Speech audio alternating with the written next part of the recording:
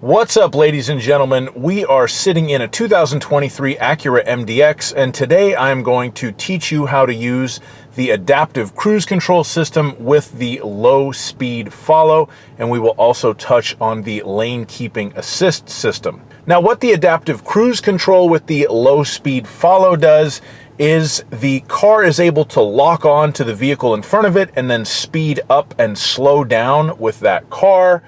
And because we have the low speed follow, it can also bring itself to a complete stop when the car in front of us comes to a complete stop. This is not a self-driving system. It's not a replacement for you paying attention to the road, but it is a driver assistance system. So the controls are relatively simple. They're all going to be right here on the right side of the steering wheel. Step one, we want to push this button with the little car with the clock on it. That's actually meant to be a speedometer, so that turns the system on. Step two, once we get the vehicle up to the speed that we want to be at, we bump down on that toggle switch to set our speed. The plus and minus are then to adjust the speed that it's set to, so we can bump up to increase our speed, bump down to decrease our speed. It's beeping at me because I'm currently in park, so I can't adjust my speed. If you just bump it up or bump it down, it will adjust by 1 mile per hour. And if you bump it up and hold it or bump it down and hold it, then it will sort of adjust in 5 mile per hour increments. Cancel is cancel. It stops the cruise control system from cruising once you have it set. You can also just hit the brakes to cancel it as well. And then this button with the 4 little lines going off into the distance, that is to adjust our following distance. So that's if we want to follow closer or farther away from the car in front of us. When I use this system in stop and go traffic, I always use the shortest following distance. That's my personal preference. That way people can't get in front of me as much. I mean, they still kind of will, but it makes it harder for them. If you're out kind of on the open road using it on the highway or on surface streets, you can use a longer following distance if you're in lighter traffic. And then this button right here is the one that turns the lane keeping assist system on. That system functions at speeds over 40 miles per hour. And if the car's camera can read the lane lines, then it will kind of control the steering a little bit to keep you centered in your lane. It is not meant to be a self-driving system. Once again, you still need to keep your hand on the wheel. You need to pay attention to what's going on, but that is the lane keeping assist system. And the reason why I bring it up when I'm talking about the adaptive cruise is they work very well together. If you have your adaptive cruise set and your lane keeping active at speeds over 40 miles an hour on the highway, it's kind of like putting driving into easy mode. Makes it a lot less stressful, especially if you have to deal with a lot of heavy traffic. It's a very, very nice feature, and it's pretty standard on pretty much all new Acuras right now. So if you have an Acura, it's definitely something you should use. So let's get the car out on the road and we will demonstrate how it works for you. Okay, so we are out on the road. We are going to push that button to turn the system on. We are going to bump down on the toggle switch to set the speed, and then I'm going to bump up on the toggle switch a few times to increase my speed, and we are locked on to the car in front of us. If we look at the center screen here, let's see, the car in front of me got out of my way. So that center screen there shows you what the car is up to. So it is showing that we are locked on to the vehicle in front of us. And you can see down there, I have my following distance set to the second shortest distance. This vehicle is slowing down. I am not hitting the brakes right now. The car is slowing down on its own. We're down to 18 miles per hour. And now the vehicle in front of us is speeding up and we are accelerating. I have my adaptive cruise set to a maximum speed of 45 miles per hour right now. So the way the system works is if this guy in front of me gets going faster than 45 miles an hour, or if he just flat gets out of my way and there's nobody in front of me, then the car will just go 45 miles per hour and just kind of act like a standard cruise control system. But when it sees a vehicle in front of us that's going slower than our maximum speed, it will slow down. This vehicle is stopping for the red light. The car is slowing down, and it just brought itself to a complete stop. I did not hit the brakes. I do not have my foot on the brake now. I am just sitting here. The engine has shut itself off for the auto start stop to save gas. I am still sitting here. We're at a red light. My foot's not on the brake. That is the great thing about this system.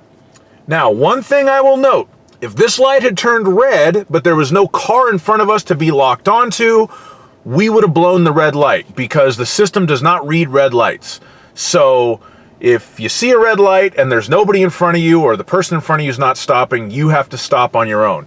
Now, I just bump up RES on the toggle switch to resume, and we are accelerating. Again, the car is doing this by itself. I don't have my foot on the gas pedal.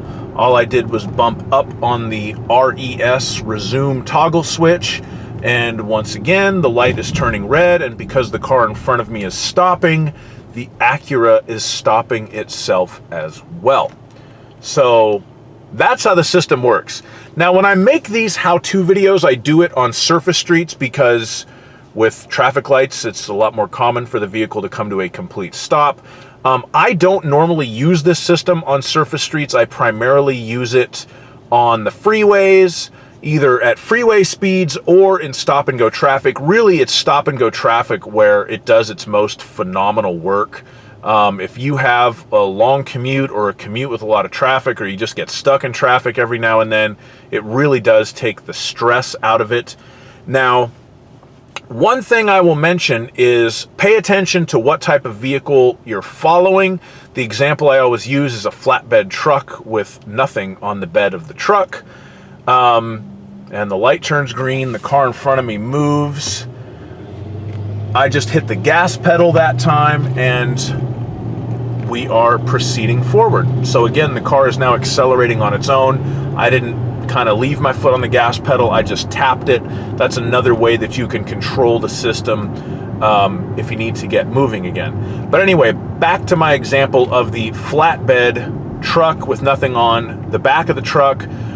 Is your vehicle locked on to the rear of the truck, or is it locked onto the back of the cab?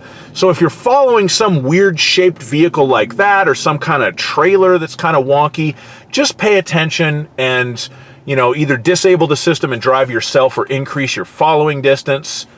And I am going to bump up on the resume switch to start moving again, and off we go.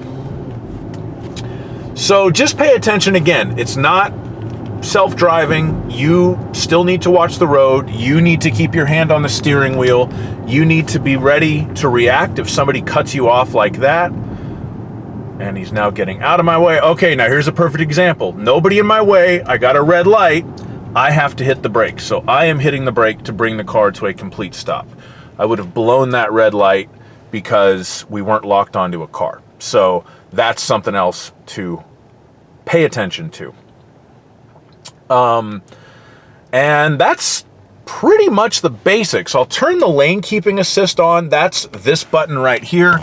Now you'll notice I have some additional kind of white outlines next to my car on that display screen. When the lane keeping assist is active and it's reading the lines and able to control the steering, those will turn green. Now I have a green light and I am just going to bump resume. And we're taking off. I don't have my foot on the gas. You will notice that the car accelerates at a relatively leisurely pace when you're using the adaptive cruise control. It doesn't floor it, which is probably fine. Now here's another thing to pay attention to. I'm gonna hit the brakes because if you could see off in the distance, I was approached cars that were stopped. Now I was only going about 40 miles an hour, so the car probably would have seen him and brought itself to a complete stop.